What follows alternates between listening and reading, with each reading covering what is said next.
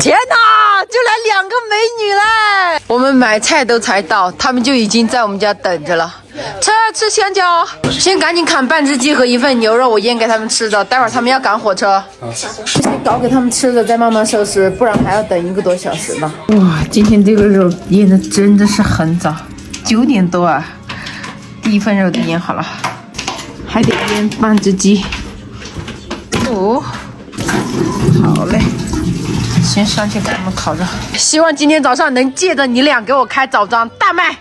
菜上完了，趁这几天客人比较少，开始捣鼓粉丝给推荐的新菜品。粉丝很早之前就建议我们上这个新品了，小肠，但这也太费功夫了吧！我就买了这么一点，整整洗了我2个多小时，硬生生洗了10多遍，现在还要挨着的用热水把它烫成型，全部烫好了，再冲1遍。这回洗得干干净净的了，但是这么还有一点不好看，你们给我出个主意，要怎么样才能好看一点，然后让客人会点这个东西？卤过呀，哎呀，这个嘛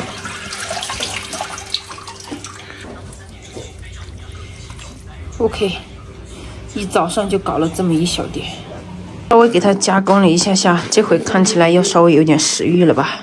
哥，你烤了几条鱼？1条啊。那我切一点小肠来烤着吃。好。我们先自己试试，这样推给客人的时候才有底气。这个烫锅就已经成型了，好不好？咦，够了吧？够了，吃不完。不够，多切一点。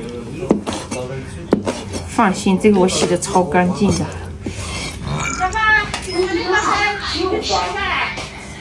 真的超级费时间，这个我从第1桌上完菜就开始弄了，现在第1桌和第2桌都已经吃完走了，我才刚刚弄好。第3桌倒是才刚开始吃。这个龙哥也不来辅助着我一点。这一半是腌过的，先把它摆到一边，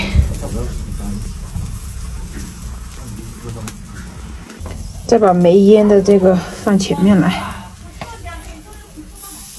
差不多了，先给龙哥吃一个看看。老公，你先尝尝。